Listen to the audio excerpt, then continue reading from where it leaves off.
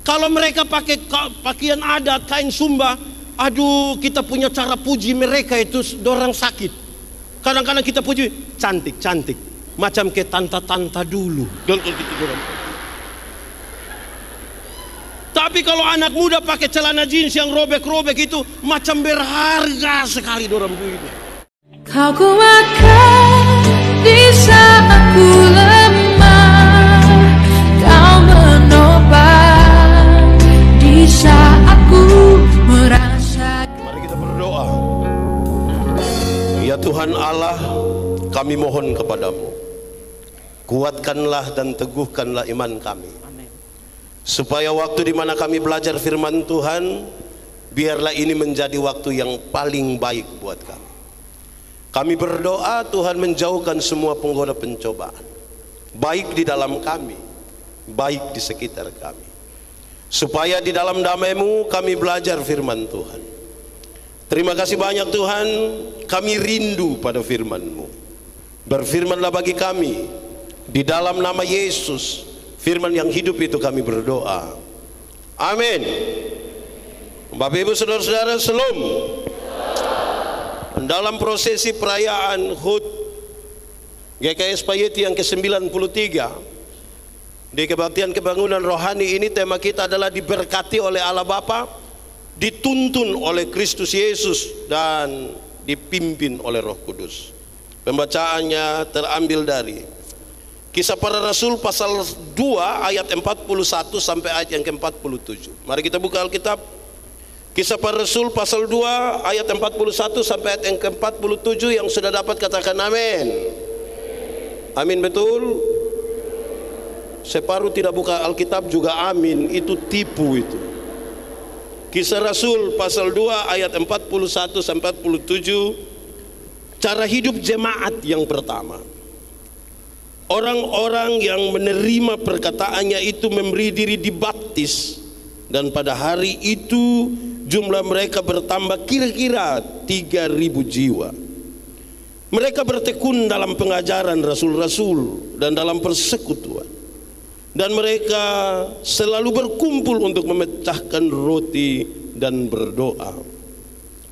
Maka ketakutanlah mereka semua, sedang rasul-rasul itu mengadakan banyak mujizat dan tanda. Dan semua orang yang telah menjadi percaya tetap bersatu, dan segala kepunyaan mereka adalah kepunyaan bersama.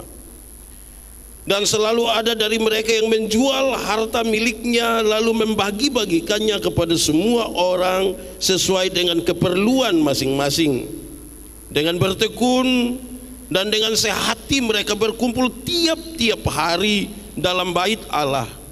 Mereka memecahkan roti di rumah masing-masing secara bergilir dan makan bersama-sama dengan gembira dan dengan tulus hati, sambil memuji Allah, dan mereka disukai semua orang. Dan tiap-tiap hari Tuhan menambah jumlah mereka dengan orang yang diselamatkan. Demikian firman Tuhan. Berbahagia setiap orang yang mendengar firman, memelihara dan melakukan dalam hidup setiap hari. Shalom. Yang di luar shalom. Semuanya shalom. Karena ini menuju perayaan ulang tahun, ini standar sekali. Saya berkhotbah di banyak acara hari ulang tahun. Saya suka mulai mengatakan begini, saudara. Kedewasaan itu ada 3. Ada berapa? Berapa? 1, dewasa biologis. Dewasa biologis itu hari kita punya berat badan hanya 37. Sekarang 73. Itu dewasa biologis. Itu hari kita pakai celana nomor 27 tidak ada masalah karena perut rata saja. Sekarang perut macam ada 3 begitu, 1 di sini, 1. Itu dewasa biologis. Siapapun bisa begitu. Makan tidur, makan tidur, makan tidur, cocok ya gemuk. Dan hari ini kita tidak merayakan itu. Kedua, dewasa psikologi. Dewasa apa? Dewasa psikologi tidak tergantung umur dan berat badan. Tidak tergantung umur dan berat badan. Umur 40 tahun tapi kalau tukang tersinggung, sedikit-sedikit tersinggung, sedikit-sedikit tersinggung, sedikit-sedikit tersinggung.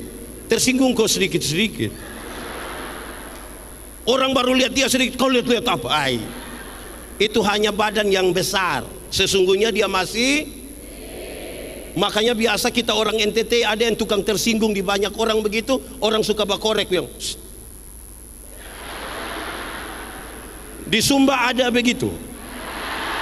Di Wengapu ada juga. Fam apa? Jangan itu ada jadi masalah.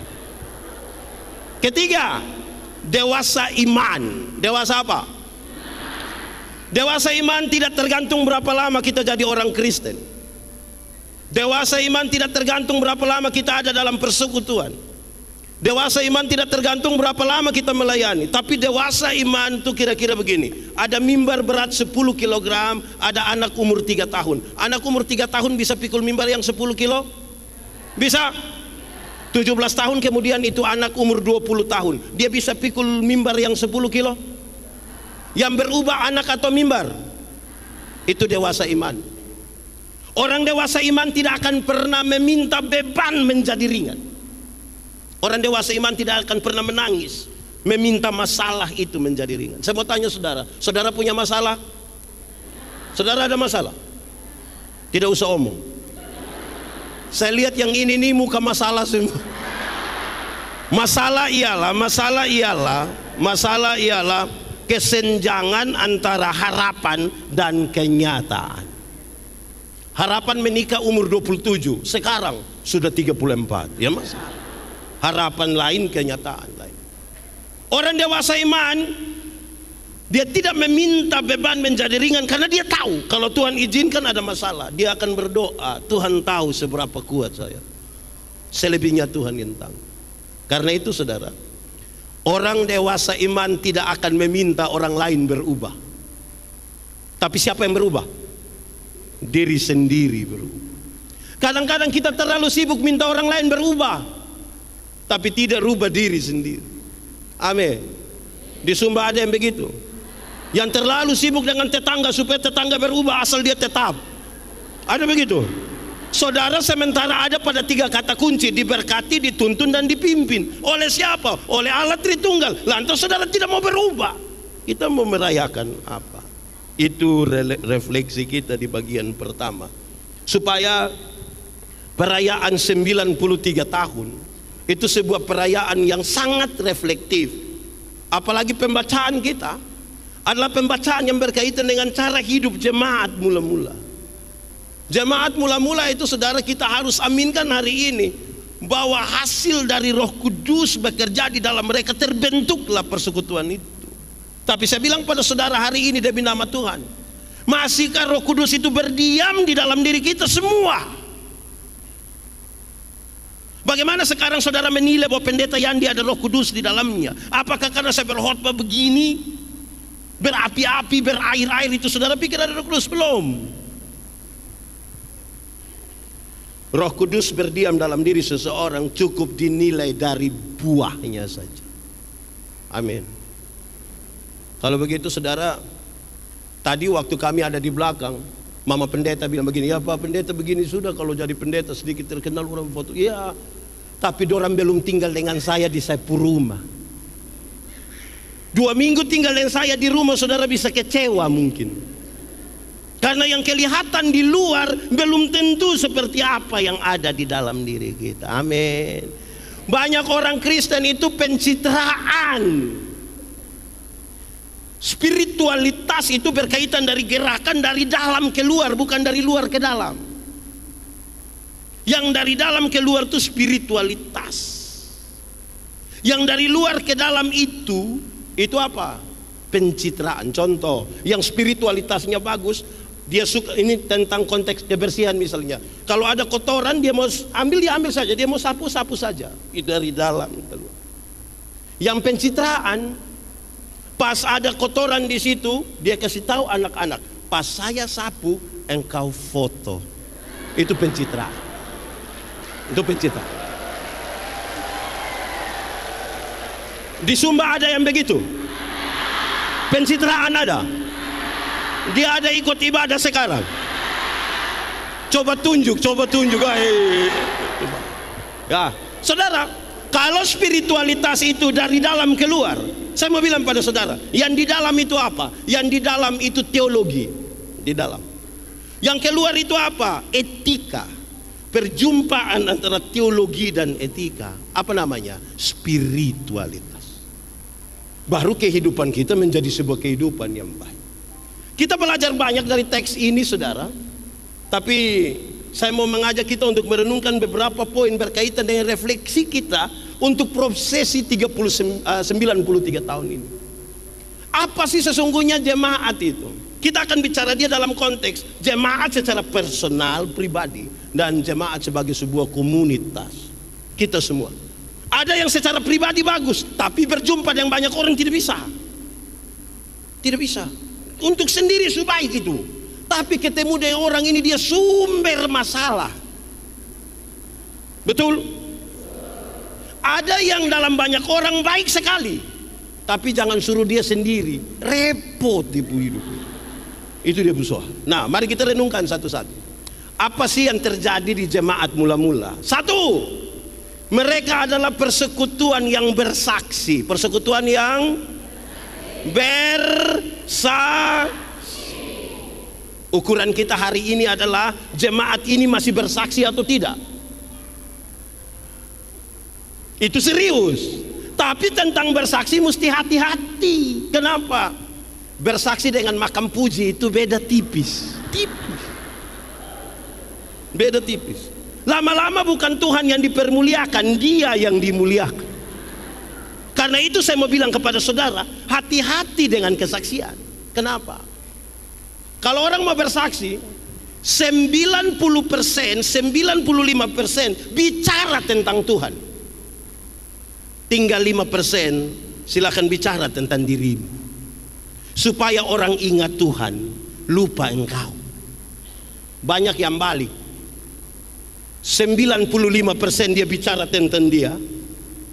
Tinggal 5% dulu baru tentang Tuhan. Orang ingat siapa?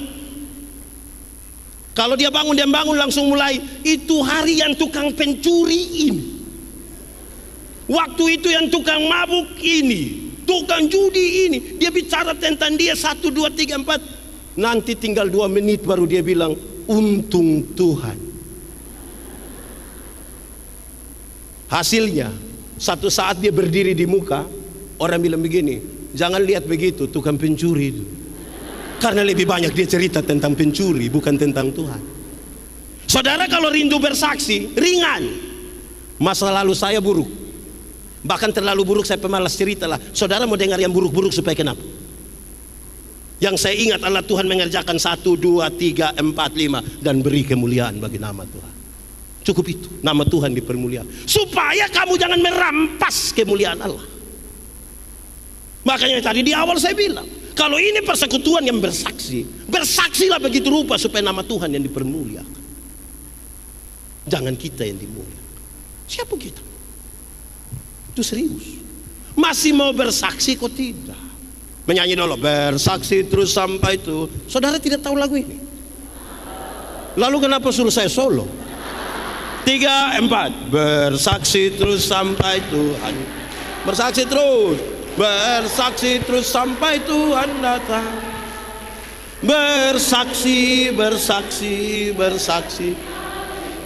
Bersaksi terus sampai Tuhan. Saudara, Tuhan panggil kita semua ini hanya cukup jadi saksi. Saksi itu apa? Orang yang melihat, mengalami, merasakan, terus mengatakan kepada orang lain, itu saksi. Melihat, mengalami, merasakan, katakan kepada orang lain. Saya melayani di Sabu kira-kira 5 tahun. Satu saat mau ke Pulau Dana, pulau yang tidak ada penghuni itu. Saya mau bawa pemuda, tapi tidak jadi juga. 1-2 nelayan datang bilang kepada saya, Pak Pendeta, di Pulau Dana itu Bapak kita tidur di pinggir pantai saja di tengah laut. Hampir saya bilang, jadi saya harus bilang wow. Tapi saya lihat dia terlalu serius. Kita tidur di pinggir pantai sadar di tengah laut. Kok? Iya. Engkau pergi ke sana? Tidak. Bagaimana orang percaya pada kesaksianmu kalau engkau sendiri tidak pernah mengalami sesuatu dengan Tuhan? Pak Pendeta, saya tidak pernah mengalami sesuatu dengan Tuhan. Omong kosong. Hanya orang sombong yang tidak pernah mengalami sesuatu dengan Tuhan dan tidak mau jujur bahwa itu pengalaman dengan Tuhan. Di mana-mana saya bilang, kalau kita bisa bangun tidur saja di pagi hari, tanda itu pengalaman kita dengan Tuhan. Harus jujur di situ. Saudara bayangkan kalau tadi malam Tuhan pimana begitu, terus tadi pagi lupa kasih bangun kita. Menurut saudara ini sore siapa kubur siapa coba? Ya kalau ada pengalaman dengan Tuhan jujur dong. Banyak orang tidak berani bersaksi, tidak. Yang sudah berani pun ada masalah di bersaksi, apalagi yang tidak berani bersaksi. Itu dulu ringan-ringan. Kedua, kalau saudara baca teks tadi dia kasih tahu, persekutuan jemaat mula-mula itu sebuah persekutuan di mana jemaat terus belajar. Jemaat terus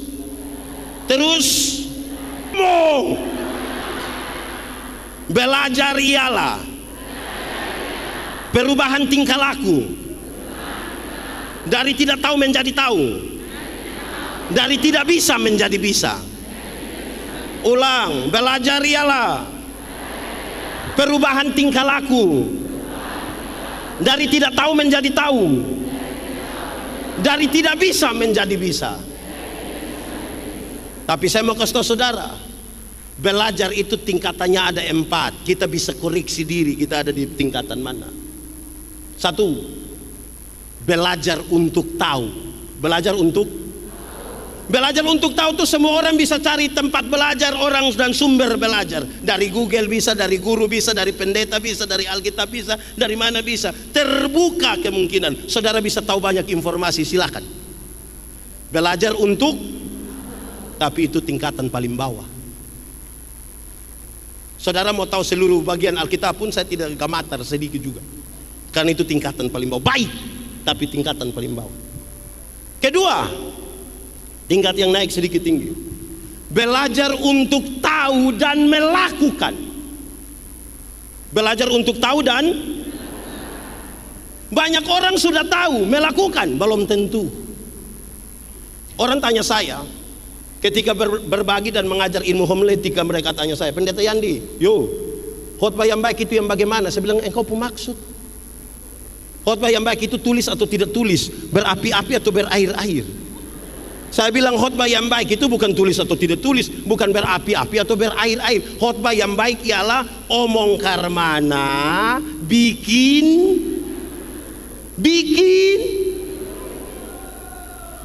karmana. Omong karmana bikin begitu. Jangan omong lain bikin. Di sini ada yang begitu. Dia pakai baju warna hitam. Belajar untuk tahu dan melakukan.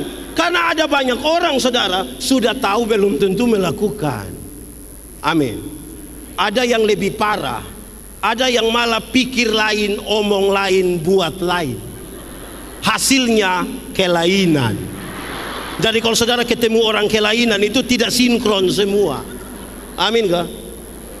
Saudara bayangkan ada orang misalnya, saya pakai contoh saya tidak bermaksud apa ini, saya kasih contoh. Yang pendeta pun sudah toh khotbah lakukan.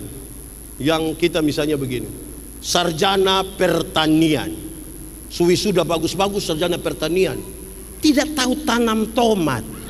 Gimana bisa? Kalau tahu ya lakukan. Amin kok tidak? Sarjana peternakan, tapi tidak bisa kasih kawin babi. Kalau tahu lakukan. Sarjana kakak, coba kakak roll, koprol, coba kakak salto, terus dia kalau tahu apa? Laku. Ketiga, belajar untuk tahu, untuk bisa melakukan, tapi bisa hidup dengan orang lain. Itu tingkatan cukup tinggi.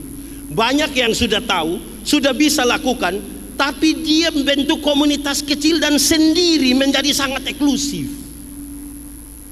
Sombong mati. Di sini ada yang begitu?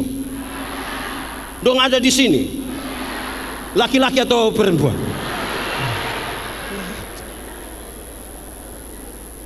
Persekutuan tuh persekutuan yang berjumpa kan? Berjumpa dengan semua orang. Jangan bikin diri inti. Amin. Keempat, belajar yang paling tinggi. Belajar yang paling tinggi.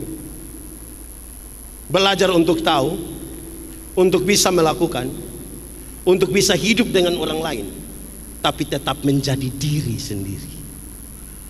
Tetap menjadi. Kadang-kadang kita kalau sudah berkumpul dengan orang lain tuh kita jadi tidak tahu diri. Kadang-kadang tidak kenal diri juga. Amin kok tidak?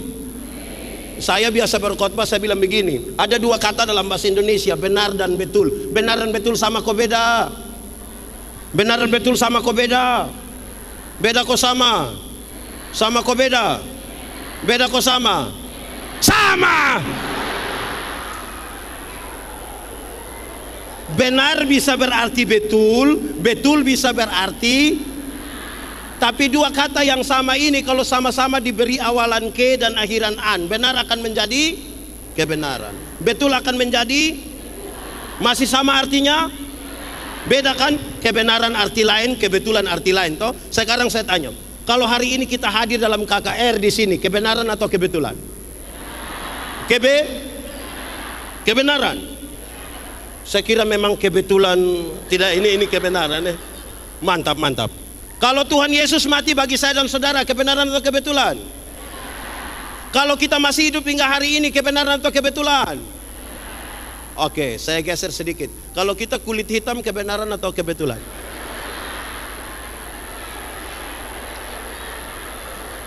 Kalau kita kulit hitam, kebenaran atau kebetulan? Saya lihat saudara mulai ragu-ragu ini, tak? Semua iklan kecantikan kulit di televisi, semua iklan kecantikan kulit di televisi mengarahkan saya dan saudara untuk ambil kesimpulan seolah-olah kalau orang kulit putih itu lebih baik dari kulit hitam. Yang kulit putih berdiri di depan, yang kulit hitam itu macam gelisah bagaimana ya? Padahal ada lagu dulu bilang begini, biarlah yang hitam, jangan harapkan. Mau pakai okerju tidak bisa. Saudara berani pakai pemutih minta maaf di wajah saja, leher ke bawah gelap lagi, dan saudara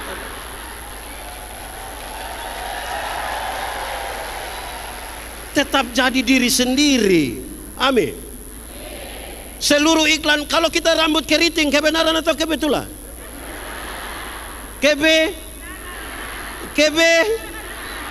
Saya lihat saudara ragu-ragu. Semua iklan kecantikan rambut di televisi mengarahkan kita untuk ambil kesimpulan seolah-olah kalau orang rambut lurus lebih baik dari rambut keriting. Saya protes. Saya berkhotbah di banyak acara mendorong budaya positif Valentine. Saya bilang begini, di hari kasih sayang, yang paling akan menikmati belayan seorang suami adalah mereka yang rambut keriting, bukan yang rambut lurus. Yo, kok bisa begitu? Iyo, yang rambut lurus itu kalau dibelai, mungkin karena lurus jadi licin. Tidak. Sayang, tidak.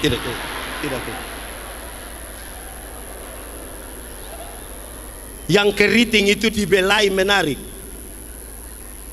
Sayang, lebih. Jangan gelisah hanya karena rambut keriting. Belajar terima kita punya diri, karena Tuhan tidak pernah salah. Amin. Jemaat, di sini tidak ada jemaat. Jemaat, di Sumba ada kain tenun. Mahal atau murah?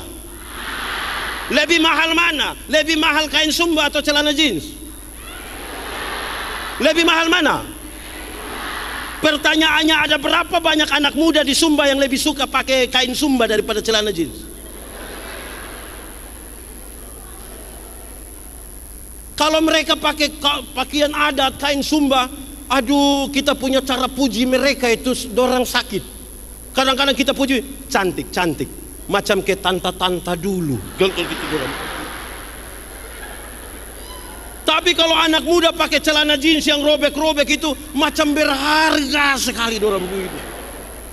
Makin ke Korea sepertinya makin tetap menjadi diri sendiri. Amin. Apa pentingnya dalam persekutuan jemaat? Saya dengar tadi saudara, acara hari ini kerjasama antara GKS Payeti dan GBI Tabernakel Rehoboth. Oke, tepuk tangan dulu. Nanti di bagian sebentar saya bicara khusus ini, tapi di awal saya mau kasih tahu saudara begini. Persekutuan yang dewasa itu berjumpa dengan orang lain. Oikumene bukan pilihan, dia sebuah keharusan. Tapi keharusan dalam jati diri masing-masing. Saudara tidak harus jadi orang lain. GKS tetap GKS, GBI tetap GBI. Masing-masing mencitrakan dirinya sendiri. Karena perjumpaan kita berdua. Tidak usah harus jadi orang. Belajar untuk tahu, bisa melakukan, bisa hidup dengan orang lain, tetapi tetap menjadi diri sendiri. Amin kok. Kalau tidak saudara-saudara tahu, pindah dari sini pergi gereja sebelah, omong ini gereja. Pindah dari sana datang sini, omong lagi gereja sebelah. Nah, dewasa apa? Di sini ada yang begitu? Ada di sini? Coba lihat dia. Kenapa lebih banyak lihat saya? Mau dewasa begitu saudara. Nanti saya bicara kenapa hal itu penting sebentar. Bentuk kedewasaan. Sudah dua. Satu tadi gereja yang apa? Gereja yang gereja yang Tuhan panggil kita cukup jadi saksi, tidak usah jadi pengacara, apalagi hakim. Saksi, tidak usah bela Tuhan. Tuhan tahu bela dirinya sendiri. Tidak usah menjadi hakim. Jadi apa? Saksi. Amin. Kedua, gereja yang ketiga, pembacaan tadi mengisyaratkan dengan baik. Persekutuan jemaat itu adalah persekutuan yang berdoa sama-sama. Doa gampang kok susah. Kenapa suara turun? Berdoa gampang kok susah. Susah kok gampang. Doa itu penting atau tidak? Kalau memang doa itu gampang dan penting, semua di GKS Payet ini sudah berdoa baik. Mulai hilang suara. Gereja sudah doa sudah penting lagi, gampang lagi, tapi banyak orang takut berdoa. Doa di sini, dia datang doa cepat-cepat pulang, dia tanya dia pun teman, tadi saya doa baik kok tidak? Ini. Ada orang yang cerewet sekali di ini Wengapu, dia paling cerewet. Tapi jangan coba-coba kita bilang, "Umbu, saya pengen taruh umbu doa makan." Sembarang saja kalau. Di sini ada yang begitu, ada yang begitu. Siapa punya suami? Coba angkat tangan. Siapa punya. Nah, saudara kalau tidak tahu berdoa, saudara bicara tentang ini, dipimpin, diberkati, dan dituntun. Doa tidak bisa. Tapi di sini bisa semua,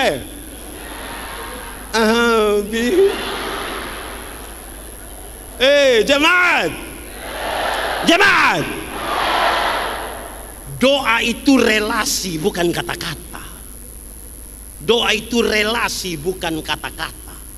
Banyak orang terlalu memperhatikan kata-kata sampai lupa membangun relasi. Saudara, kalau saya dan Pak Pendeta Andi, kami dua ada hubungan, kami ada relasi. Saya jalan kaki, beliau naik motor, ketemu saya di jalan tanpa saya minta, dia berhenti tanpa saya minta. Pendeta Andi, yo, mobil mana? Naik, karena kami dua punya relasi. Tapi kalau kami dua tidak ada relasi, kami dua tidak saling kenal. Saya jalan kaki, beliau naik motor, ketemu saya di jalan, dia berhenti juga, tapi dia tanya, "Ojek kok Pak?" Relasi lebih kuat dari kata-kata. Karena saudara bisa berkata-kata dengan orang yang saudara tidak kenal sekalipun. Jemaat, saudara pernah kok tidak alami satu saat ambil telepon, saudara telepon, tiba-tiba ada suara bilang begini, "Nomor yang Anda tuju tidak dapat dihubungi. Pernah? Suara perempuan atau laki-laki? Suara perempuan atau laki-laki? Dia kenal saudara, dia kenal saudara. Dia kenal kok tidak? Nah, kenapa dia omong dengan saudara? Jadi doa itu relasi. Jangan duluan kata-kata. Lebih kuat, 1, 2, 3. Korek kawan di sebelah, kasih tahu. Kasih tahu kawan di sebelah. 1, 2, 3. Jemaat, makin kuat relasi seseorang dengan Tuhan, makin kuat relasi dengan orang-orang yang ada di sekitar. Amin. Jemaat, di sini ada majelis tukang bakalai. Ada, karena kurang relasi personal dengan Tuhan. Kuat relasi kita dengan Tuhan, kuat relasi kita dengan orang-orang yang ada di situ. Amin. Kalau begitu saudara, relasi itu memungkinkan kita berkata-kata dengan ringan. Contoh, menurut saudara saya ada relasi dengan saya pu istri kok tidak? Menurut saudara saya pu istri itu kenal saya kok tidak?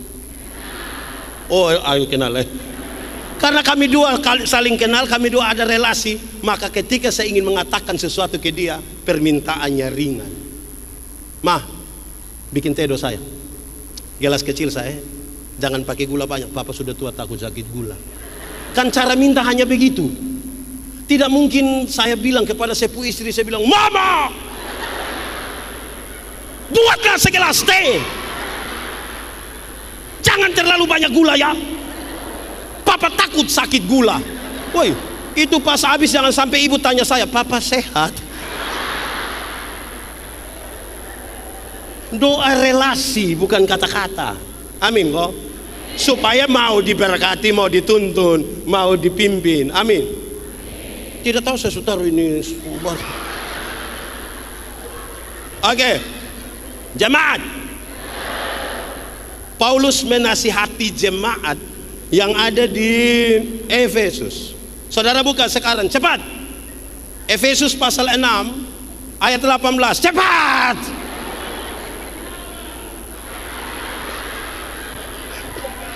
Oh sudah. Oh, oke. Efesus 6:18. Sudah sama-sama baca. 1, 2, 3.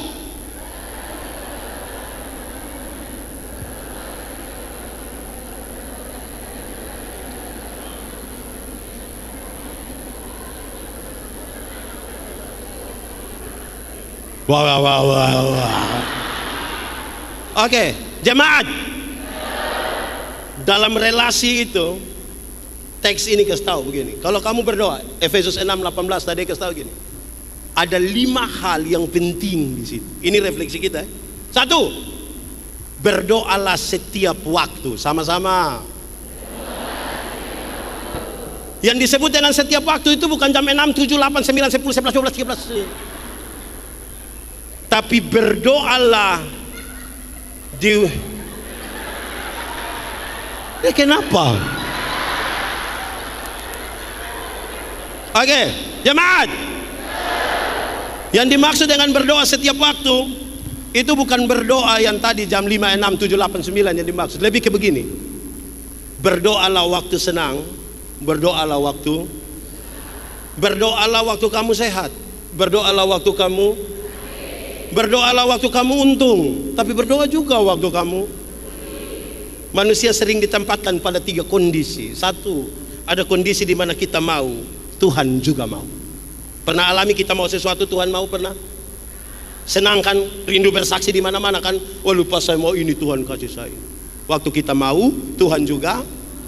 Tapi ada kondisi kedua, kondisi di mana kita mau, tapi Tuhan tidak mau. Pernah alami? Pernah? Lalu kamu bikin apa kalau waktu kita mau Tuhan tidak mau? Jengkel toh? Marah-marah dengan Tuhan malah. Yang ketiga ada kondisi di mana Tuhan mau, tapi kita yang tidak mau. Pak Pendeta, memangnya ada kondisi Tuhan mau kita tidak mau? Ada. Contoh, misalnya kita ada bakalai dengan ipar-ipar. Di sini ada yang bertengkar dengan ipar-ipar. Masalah tanah ada. Masalah warisan ada. Nah, karena kita bertengkar, terus Tuhan bilang begini, damai, ampuni dia, ampuni. Tuhan mau kita saling mengampuni toh, tapi hati kita kan jengkel toh. Saudara bisa rasa kalau Tuhan mau dan kita tidak mau. Pengampunan itu satu paket dengan pendamaian. Ada banyak orang mau mengampuni tapi tidak mau berdamai. Ada yang mau berdamai tapi tidak mau mengampuni. Yang mau mengampuni tapi tidak mau berdamai itu dia selalu bilang begini, Pak Pendeta, untuk marah saya tidak marah, untuk marah saya tidak marah. Mau marah bikin apa, kita sudah tua-tua begini. Dia mau datang di rumah juga silakan, tapi untuk saya pergi ke dia maaf. Pernah mengampuni tapi tidak mau berdamai. Betul? Di GKS ini ada. Siapa punya ipar? Coba siapa punya ipar? Ada yang mau berdamai. Kalau tadi mau mengampuni tapi tidak mau berdamai, ada yang kebalikan dari itu. Mau berdamai tapi tidak mau. Yang mau berdamai tapi tidak mau mengampuni itu macam anak kecil main-main kelereng, mereka bertengkar, terus dia pun papa datang yang, hei, damai, damai. Ini kamu kakak adik, damai. Ayo. Dia pegang tangan toh. Kita sekarang kalau berdamai itu kan pakai pegang tangan. Wih, dia pun cara sorong tangan tuh. Cium. Ini yang kau punya saudara, dia punya cara cium. Berdamai, tapi hati tidak terbuka untuk mengampun. Amin toh? Masa orang yang diberkati, dituntun dan dipimpin model begitu? Ya kan? Bukan. Jadi saudara lihat, di 3 kondisi inilah nasihat firman Tuhan bilang, berdoalah setiap waktu.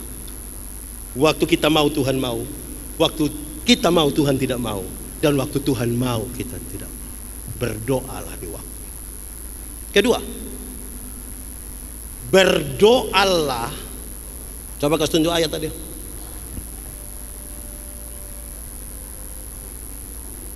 Pertama, berdoalah setiap waktu. Kedua, berdoa dalam roh. Berdoa. Yang dimaksud dengan berdoa dalam roh bukan berdoa berbahasa roh di sini yang dimaksud.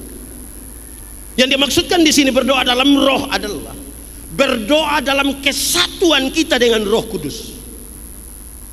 Kenapa? Tuhan yang kepadanya kita datang dan berdoa, dia kudus. Yang kudus tidak dapat bersatu dengan yang tidak kudus. Dia terang, yang terang tidak dapat bersatu dengan yang gelap. Amin. Karena itu bersatulah dengan Roh Kudus supaya engkau menjadi satu dalam itu. Kita bisa berkata-kata doa yang baik tapi belum tentu bersatu dengan Tuhan. Amin. Akhirnya kita bilang, wah itu orang doa terlalu mantap. Banyak orang tidak menjaga kesucian hidupnya tapi mau berdoa kepada, hei, tanggalkanlah kasutmu sebab tempat di mana engkau berdiri itu kudus. Makanya berdoa dalam roh. Penjelasan lanjutannya begini, saudara dengar. Roma pasal 8 ayat 28. Orang suka kutip itu muat-muat lagi di media sosial. Tidak apa-apa. Allah turut bekerja untuk mendatangkan kebaikan. Tapi saudara tahu, sebelum ayat 28 ada ayat 26, 27. Dia kasih ingat bilang begini. Roh berdoa untuk hal-hal yang tidak terkatakan. Dalam kesatuan kita dengan roh tadi, roh mengungkapkan hal-hal yang tidak terkatakan. Kenapa? Waktu kita ada dalam masalah, terjadi 2 hal. 1, kita tidak tahu apa yang akan terjadi 5 menit ke depan. Waktu kita ada dalam masalah. Kedua, kita tidak tahu jalan keluar apa yang terbaik. Itu hanya roh yang tahu. Berdasarkan kesatuan kita dengan roh itulah kita meyakini itu, baru Anda boleh katakan ternyata Allah turut bekerja untuk mendatangkan kebaikan. Amin. Karena itu yang kedua, berdoalah. Dia sudah tidak ada. Berdoalah dalam roh. Doa dan Yang dimaksud dengan berdoa dan berjaga-jaga berkaitan dengan yang bisa kita lakukan, lakukanlah. Bagian kita lakukanlah dengan maksimal. Selebihnya bagian Tuhan. Amin.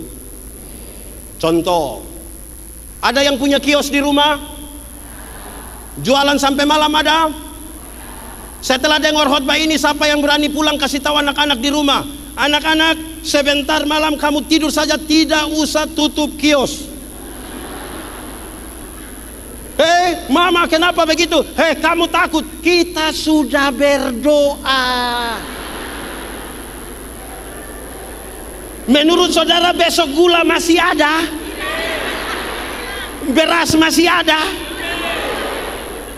Karena itu bagian kita lakukan dengan maksimal. Selebihnya siapa punya bagian? Jemaat. Mati hidup itu Tuhan yang atur. Amin. Itu persoalan iman. Iman kasih tahu otak. Otak. Yo, kau sudah tahu kau tidak? Belum. Kasih tahu. Mati hidup itu Tuhan yang atur. Jadi otak yang kau kasih tahu kaki, supaya kalau ada trek lari kencang di depan, kaki jangan lompat ke tengah jalan. Terkoneksi antara apa yang kita pikirkan, kita imani dan kita lakukan. Yang kita lakukan maksimal kan? Jemaat, Tuhan menyiapkan masa depan bagi anak-anakmu. Ada amin? Saudara mengamini itu? Betul-betul. Koma. Tapi yang antar anak dong di sekolah, bukan Tuhan yang antar. Siapa yang antar? Orang tua kan? Atau siapa yang diwai ngapu karena dia terlalu sibuk, pagi-pagi dia berdoa, Tuhan tolong jemput anak dong karena saya. Kalau Tuhan yang jemput pulang kita menangis. Bagian kita lakukan dengan maksimal. Selebihnya bagian ini tidak lakukan apa-apa tapi cita-cita tinggi. Ini anak muda dong, jus satu. Anak muda. Anak muda. Tiap hari hanya mabok judi, mabok judi, mabok judi. Baru dia bikin status, semua akan indah pada waktu.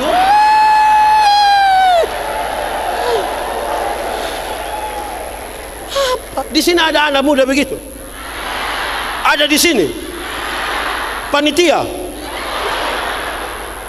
Jadi yang bagian kita maksimalkan sebagai bentuk dari berjaga-jaga.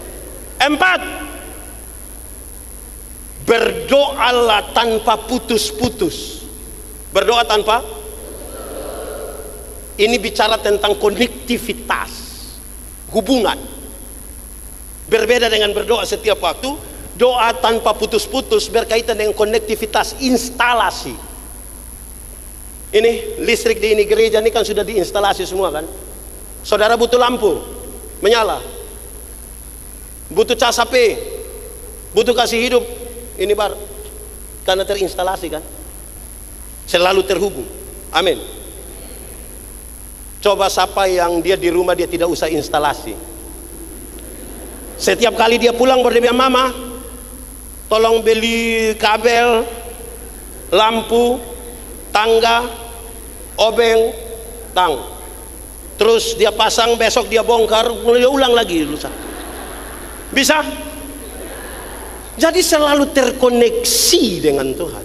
Saudara ada HP, Android, ada pulsa.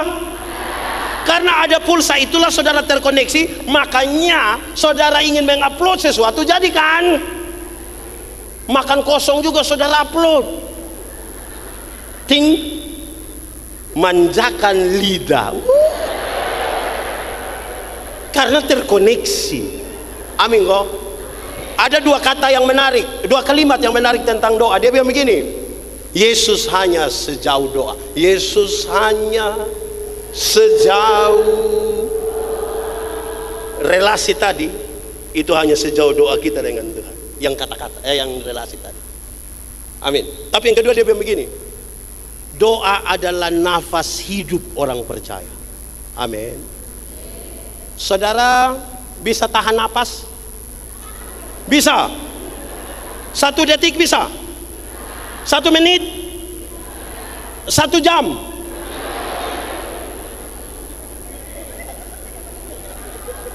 Sudah, tidak usah tahan napas lah. Di sini ada yang asma, napas sesak ada. Ada. Woi, napas sesak saya pernah alami ini. Woi, setengah mati. Kita tarik juga, dia sampai di sini sudah tidak turun. Relasi itu begitu. Kita terkoneksi supaya kita tidak sengsara. Ini refleksi kita menuju 93 tahun. Jangan sampai ada jemaat yang, Pak, begini 4 periode, Pak. Tapi berdoa parah ini. Kelima. Di mana? Saya tunjuk saya pemuka. Berdoalah untuk orang lain. Sama-sama 1, 2, 3. Berdoalah untuk jemaat. Pernah berdoa untuk orang lain? Doa serahkan. Saudara, jemaat, coba periksa 10 doa terakhir darimu. 10 doa terakhir. Bagi yang tahu berdoa. Yang tidak berdoa dia mau periksa apa? Coba saudara periksa 10 doa terakhir. Kita nih kalau berdoa 1 menit pertama tuh ungkapan syukur dan pujian. Tuhan engkau dahsyat, engkau luar biasa, Tuhan puji Tuhan, amin, haleluya. Itu 1 menit pertama. Masuk menit kedua itu daftar permintaan. Itu semacam proposal rohani begitu. Dia pun cara minta tuh 1, 5, 10, 20, 30, 40, 50, 60, 70, 80. Sudah ada 80 baru sudah mau akhir dia bilang begini, ampunilah segala dosa kami. Dalam nama Yesus kami berdoa. Kadang-kadang sebelum itu kata ampuni itu, orang biasa tambah 1 kalimat kecil bilang begini, Tuhan, sebenarnya masih banyak hal yang ingin kami minta. Masih ada. Sudah 80 ini masih ya tidak apa. Toh mintanya juga pada Tuhan toh. Amin toh. Nah, saudara lihat. Kadang-kadang kita pun permintaan Tuhan hanya untuk kita. Kita terlalu egois lah. Saudara, doa syafaat itu berarti berdiri menggantikan orang lain untuk menyampaikan pergumulannya. Di satu bagian, saya pakai contoh ini ya, karena kita ada di tahun politik. Saya pakai contoh ini. Saudara, Paulus bilang kepada jemaat di Roma, tidak ada pemerintahan yang tidak dari Tuhan. Tuhan berkenan kasih ini gubernur, ini bupati, ini sahabat-sahabat. Tapi kepada Timotius dia nasihat, Timotius, jangan lupa berdoa bagi para pemimpinmu, bagi para orang-orang yang memimpin. Kenapa? Dengar. Waktu dia menjadi pemimpin, dia jadi bupati misalnya. Dia dikelilingi oleh banyak kepentingan. Keluarga, tim sukses, ring 1, ring 2, ring 3. Ini tempat menjadi sangat licin. Padahal di tempat ini dia akan ambil kebijakan bagi banyak orang termasuk saudara dan saya. Berdoalah supaya dia jangan tergelincir di sini. Bisa paham yang saya maksud? Kan itu dia bilang kalau berdoa, jangan lupa berdoa bagi orang lain. Kan ini tempat berbahaya bagi dia. Amin. Jemaat yang berdoa tuh begitu. Seberapa? Ya jemaat yang Pak Pendeta izin, Mam Pendeta izin. Saya datang 1 hari tapi khotbah untuk 2 hari. Cirikan dalam jemaat mula-mula adalah jemaat yang bersekutu. Jemaat saya melihat hari ini yang hadir paling banyak ini mama-mama. Betul? Ini mama janda semua.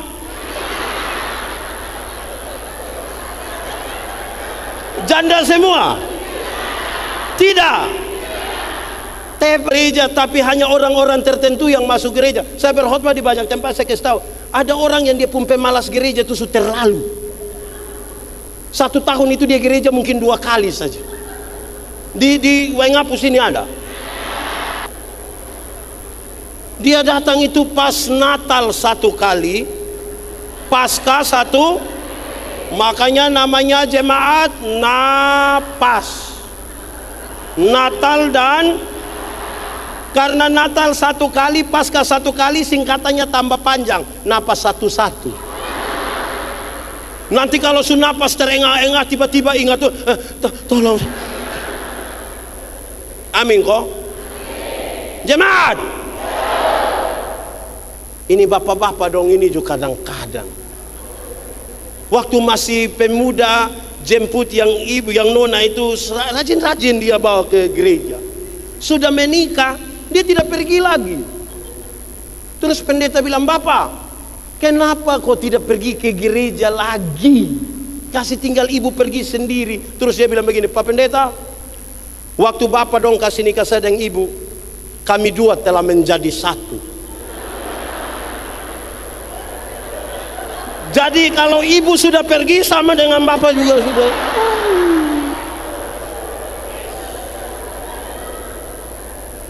Susah betul. Di sini ada. Siapa punya suami yang ini ada yang suami, ada yang suami ini, suami. Jangan tunjuk orang lain punya ya. Oke. Ibu-ibu dong juga sama sah. Ini ibu-ibu dong, hari Minggu setel bagus-bagus datang jalan sendiri. Terus pendeta tanya, "Ibu, kenapa sendiri? Mana suami?" Bapak tahu sendiri teh.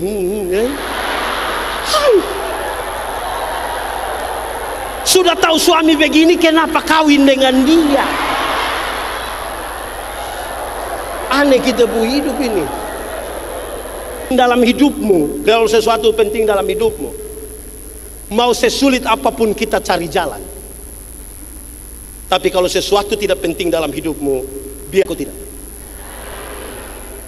Datang cari kau tidak. Kenapa tidak kasih lepas kau koster dapat? Lupa, papa balik motor balik. Aduh. Tolong telepon, koster tolong lihat mama punya handphone dulu. Kenapa? Ada lupa di gereja. Mama duduk di mana? Di semua tempat duduk. Cek.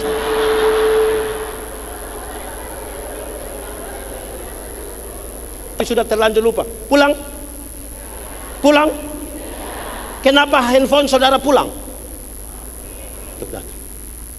Tapi kalau kita rasa dia tidak penting, dorang lebih banyak cari apa? Alas. Di GKY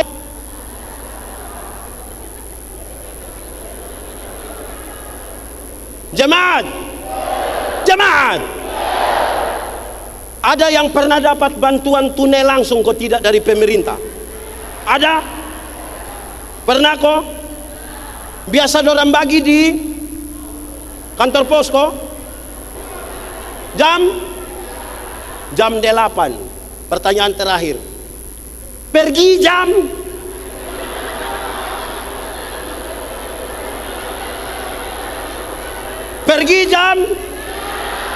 Kenapa bagi jam 2:30 saudara sudah pergi? Kenapa? Orang kedua garu-garu kepala begini, dia ambil karunia memberi. Lewat 20 tahun kemudian, dorang ketemu di satu perapatan jalan di lampu merah itu, yang punya karunia memberi, sementara duduk di atas mobil mewah, satu tanda sukses. Saya tidak berteologi sukses ya, maksudnya tanda dia diberkati saja. Yang punya itu hari dapat karunia menerima itu ada duduk minta-minta di pinggir jalan. Jadi waktu dorang dua baku lihat begini, ini satu yang, perasaan itu hari Anda dapat karunia memberi, kenapa sekarang Anda lebih sukses dari saya?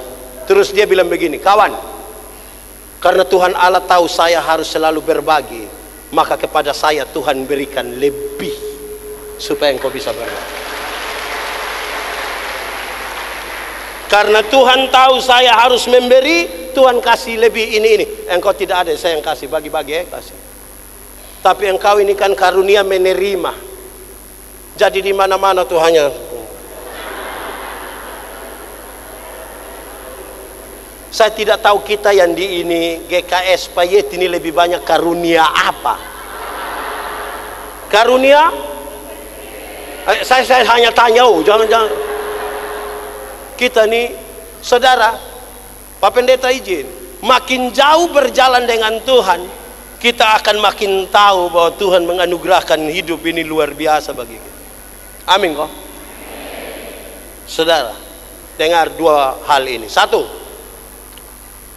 saudara pernah pi pantai? Pernah pi pantai? Pantai mana? Pergi dengan siapa? Kalau saudara main di pinggir pantai, air hanya sampai betis, saudara bisa senang-senang. Karena saudara bisa bilang, foto saya, foto saya. Karena di pinggir pantai. Amin. Coba masuk barang 500 meter ke dalam, coba. Terus perahu sudah mau tenggelam, woi, perahu mau tenggelam, tolong foto dulu, foto. Berani. Makin jauh berjalan, tidak ada kata lain selain Tuhan, engkau terlalu luar biasa.